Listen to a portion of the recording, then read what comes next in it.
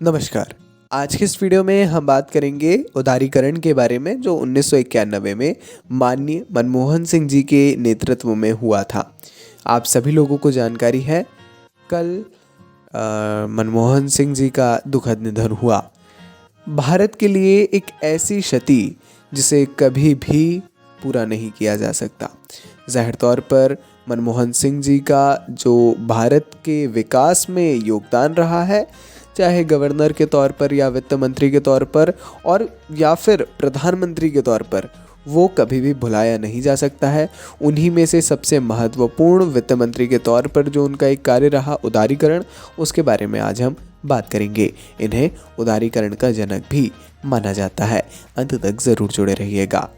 पूर्व प्रधानमंत्री पीवी नरसिम्हा राव के नेतृत्व में तत्कालीन वित्त मंत्री मनमोहन सिंह जी ने 1991 में आर्थिक उदारीकरण का दौर शुरू किया था। 1991 के पूर्व कहीं ना कहीं भ्रष्टाचार बहुत ज़्यादा व्यापक तौर पर बढ़ गया था और भारत की आर्थिक स्थिति बद से बदतर हो गई थी। तो इस कदम ने प्रभावी रूप से जो लाइसेंस राज था इस युग को ख़त्म कर दिया। 1991 के उदारीकरण बजट को अभूतपूर्व उपलब्धि माना जाता है। इसमें आर्थिक सुधारों के एक नए युग की शुरुआत हुई थी। इस दूरदर्शी कदम ने देश में क्रांति ला दी थी, मध्यम वर्ग को सशक्त बनाया था और लाखों लोगों को गरीबी और हाशिए से ऊपर उठाया था।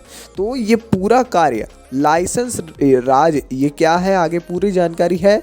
इन सबको खत्म करने का ये जो बहुत बड़ा कार्य किया था, ये डॉक्टर मनमोहन सिंह के नेतृत्व में ही हुआ था, है ना। डॉक्टर मनमोहन सिंह ने इस बजट में विदेशी कंपनियों को देश में अपना व्यापार जमाने के लिए एंट्री की इजाज़त दी थी, है ना। देखिए, उदारीकरण अपने आप में ही फ्रीनेस, कहीं ना कहीं फ्रीडम है, ठीक है। साथ ही कई नियमों में बदलाव भी किए गए जो बहुत सख्त थे, उनको थोड़ा सा फ्लेक्सिबल बनाया गया।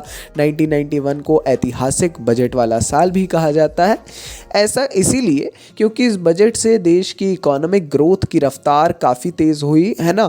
और मनमोहन सिंह जी ने इस बजट में लाइसेंसी राज को ख़त्म किया था। ये बार बार शब्द आ रहा है, जानेंगे आगे। और आर्थिक उदारीकरण के लिए एक युग की शुरुआत की थी, है ना। तो काफ़ी ज़्यादा इम्पोर्टेंट जानकारी है ये, चूँकि 1991 अपने आप में ही एक ऐतिहासिक साल आप लोगों को नज़र आ रहा है, तो ये ईयर तो याद रखिएगा ही उदारीकरण का, है ना। आइए अब थोड़ा सा इस शब्द के बारे में और उदारीकरण के बारे में जान लेते हैं। उदारीकरण क्या है? बाजार को मुक्त करना, लिबरलाइजेशन, फ्रीडम देना, मुक्त करना, अर्थात उस पर से अनावश्यक सरकारी नियंत्रण को कम करना। मतलब जो बाजार है, कंपनियां हैं, जो अनावश्यक के सरकारी नियंत्रण थे उसको कम कर दिया गया।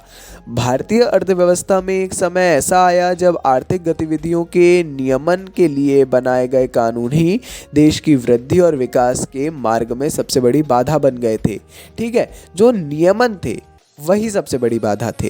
और इस दौर को कोटा परमिट राज के नाम से भी जाना जाता था, जहां किसी भी छोटे व्यवसाय के लिए भी शुरू करने के लिए औद्योगिक अनुज्ञप्ति, ये शब्दावली याद रखिएगा, लाइसेंस की आवश्यकता होती थी। ये एक जटिल और लंबी प्रक्रिया थी जो लाल फीताशाही को बढ़ावा देती थी। उदारीकरण इन्हीं जटिलताओं व प्रतिबंधों को दूर कर अर्थव्यवस्था के विभिन्न क्षेत्रों में उनको मुक्त करने की एक व्यापक कोशिश की गई थी, है ना। तो ये है उदारीकरण, ठीक है। अब जान लेते हैं इसके उद्देश्यों के बारे में। देखिए, उदारीकरण का उद्देश्य क्या था? घरेलू बाजार में प्रतिस्पर्धा का स्तर बढ़ाना, विदेशी व्यापार को बढ़ावा देना तथा वस्तुओं और सेवाओं के आयात और निर्यात को बढ़ावा देना, है ना। विनियमन को बढ़ावा देना, ठीक है।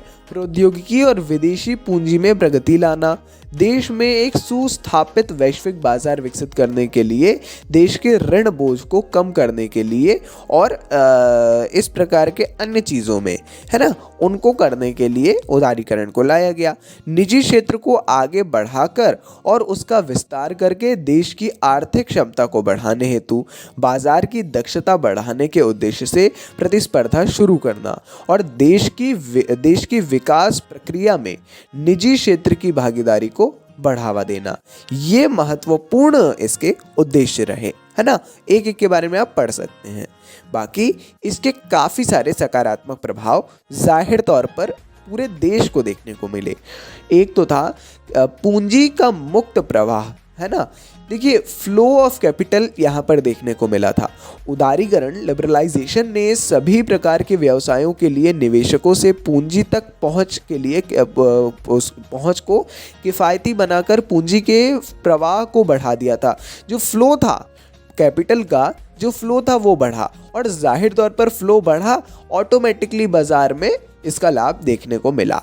निवेशकों के लिए विविधता, निवेशकों के लिए इससे विविधता देखने को मिली। निवेशकों जो इन्वेस्टर्स हैं उनको काफ़ी लाभ हुआ, क्योंकि बहुत सारे नए नए बिजनेस आ गए, स्टार्टअप्स आ गए थे, और इन व्यवसाय में बड़े हिस्से के एक अलग परिसंपत्ति वर्ग में निवेश भी कर सकते थे। तो ये काफ़ी अच्छा हुआ। साथ ही एक सबसे महत्वपूर्ण बात, कृषि पर प्रभाव हुआ, एक सकारात्मक प्रभाव देखने को मिला, जिसके माध्यम से निम्न स्तर तक किसान को भी उदारीकरण से फायदा देखने को मिला। उदारीकरण के माध्यम से कृषि पर सकारात्मक प्रभाव पड़ा। क्रॉपिंग डिजाइन और पैटर्न में बहुत बदलाव किया गया। उदारीकरण से पहले कृषि क्षेत्र पर सरकार की बंदिशें फसलों के उत्पादन शुरू करने से लेकर वितरण तक देखी जा सकती थी। मतलब ये समझ लीजिए 1991 के पूर्व अधिकतम नहीं, ज़्यादा से ज़्यादा सभी लगभग चीज़ें सरकार के नियंत्रण में थी, है ना। चूँकि कहीं ना कहीं 47 से ही ये चीज़ बनी हुई थी, और एक डर बना हुआ था कि कहीं कुछ भी इस प्रकार की घटना ना देखने को मिले जिससे कुछ भी अनियमित हो। इस हेतु कहीं ना कहीं नियंत्रण में था, परंतु वो टिक नहीं पाया और सही संदेश प्रसारित नहीं हो पाया, जिस कारण से फिर इसको जो है बंद किया गया और नियंत्रण कई जगहों से अपने हटा लिए गए, है ना। तो 1991 के सुधारों से पहले देश में एक कोटा परमिट राज व्यवस्था थी। क्या थी? कोटा परमिट राज व्यवस्था, जिसमें फर्म स्थापित करने, बंद करने, उत्पादन की मात्रा का निर्धारण करने किसी न किसी सरकारी अनुमति की आवश्यकता होती ही थी। मतलब समझिए, शुरू करना, बंद करना, मात्रा का निर्धारण करना, खुद का उत्पादन है उसके बावजूद भी, है ना। अनेक उद्योगों को सार्वजनिक क्षेत्र के लिए आरक्षित रखा गया था, और उनमें निजी उद्यमियों का प्रवेश भी निषिद्ध था। तो ये भी एक बहुत अच्छी लाइन है और इम्पॉर्टेंट है। निजी उद्यमी प्रवेश ही नहीं कर पाते थे, कर सकते थे इवन, है ना। तो कुछ वस्तुओं का उत्पादन केवल लघु उद्योग ही कर सकते थे, और सभी निजी उद्यमियों को औद्योगिक उत्पाद की कीमतों के निर्धारण तथा वितरण के बारे में अनेक नियंत्रणों का पालन करना पड़ता था। फिर 1991 में आया उदारीकरण, और इनमें से अनेक प्रतिबंधों को समाप्त कर दिया गया। हाँ, कुछ लाइसेंस लेना अभी भी ज़रूरी रहा है, अभी भी है, जो अल्कोहल में, दवाइयों में, अन्य ऐसी चीज़ों में 6-7 चीज़ें शायद छोड़ी थी, है ना, और बाकी सभी से प्रतिबंध को हटाया गया। काफ़ी अच्छा निर्णय लिया। तो इसके माध्यम से हमें जानकारी मिली एक विजनरी व्यक्ति के द्वारा किस प्रकार, जाहिर तौर पर एक टीम थी, परंतु मुख्य भूमिका जिनकी रही, किस प्रकार एक बहुत महत्वपूर्ण भूमिका देश के ग्रोथ में निभाई। बाकी ये थी अंतिम जानकारी। वीडियो अच्छा लगा हो तो प्लीज़ लाइक करिए, चैनल पर नए हैं तो सब्सक्राइब करिए। मिलते हैं अगले वीडियो में। नमस्कार, डायनामिक इम्पल्शन।